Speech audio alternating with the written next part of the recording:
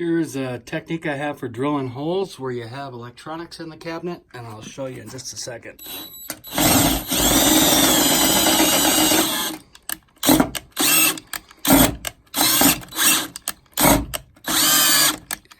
Should tighten the chuck a little tighter. There we go.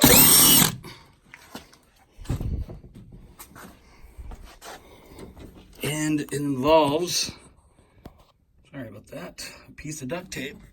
And then just push the duct tape down. Make sure all the little fragments get caught. And you can still see some, and make sure they're on there.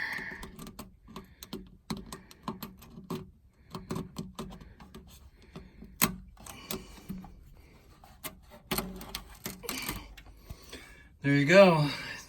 Obviously that's pulled through a little hard, so it's clean.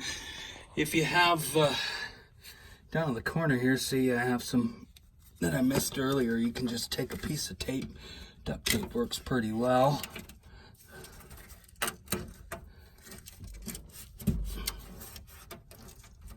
This way you don't have to use an air hose and blow it around.